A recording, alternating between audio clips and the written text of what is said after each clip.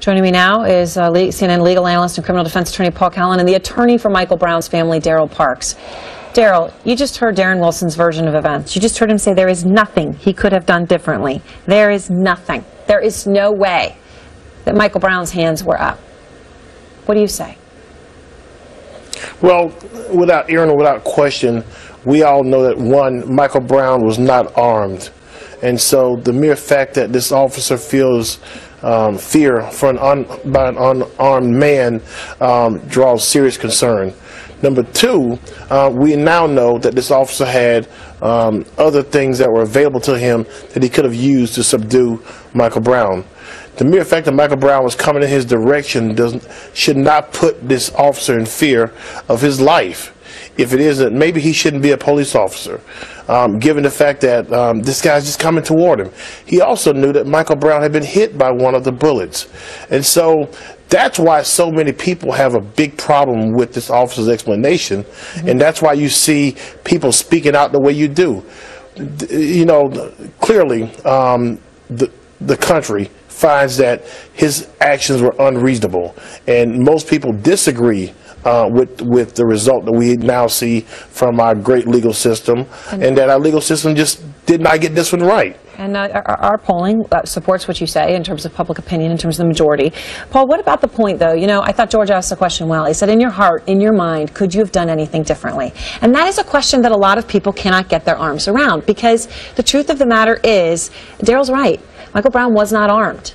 And it is hard for people to think in your heart and soul there wasn't a way to prevent the death of someone who was unarmed. Well, you know, I think people who are familiar with these kinds of encounters between police and suspects in robbery cases, bear in mind that just less than 10 minutes before encountering Wilson, Michael Brown had committed a strong-arm robbery in a convenience store. You see a picture of him grabbing the owner by the neck and throwing him back against the wall.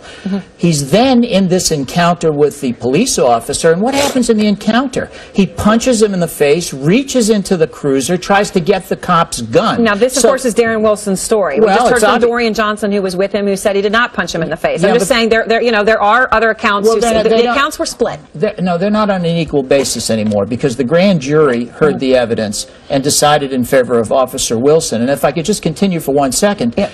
So the officer at that point in time, he's reaching for his gun. The gun discharges twice. He views Michael Brown as a potential cop killer and as someone who is fleeing from a robbery scene. And when Michael Brown turns and approaches him, the officer says that he had a reasonable basis for his fear. Now, I find it hard to quarrel with that assessment if Wilson's, account is correct. Daryl, when you hear Darren Wilson speak, do you hear someone who believes what they're saying? Do you hear someone who is genuine? Do you hear that, or do you hear someone that you believe is lying?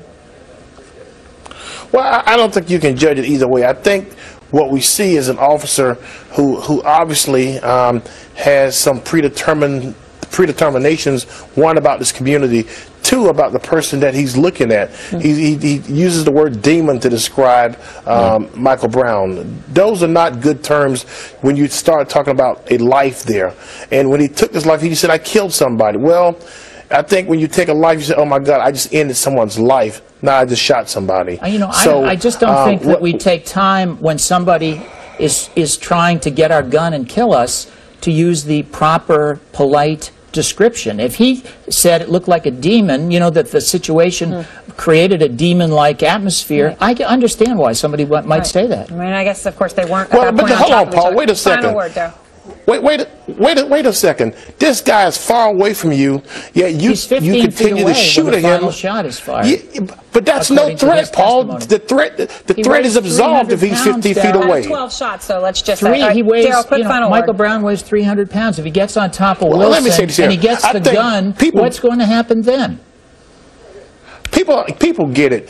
The threat was not real. This officer should not have been in fear. His so-called threat was unreasonable, and he did not have to take the action that he took to take Michael Brown's life, without question. I'm betting That's why people are outraged. I'm betting, Daryl, if you were representing a client who had a man coming at him weighing 300 pounds and was about to jump on him, and your client acted in self-defense, I bet you'd be singing a different tune here.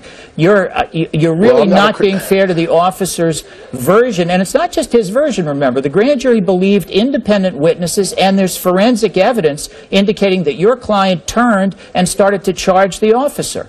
Now, well, he turned. He turned. Well, I think that was in terms of forensics, you couldn't tell necessarily the speed, whether charging or not. Well, I think let's just be fair. Let's say moving in the direction. Why is he moving in the direction of the officer? Which Dorian Johnson said he had too, that he turned around, he just said his arms were up. For 21 feet.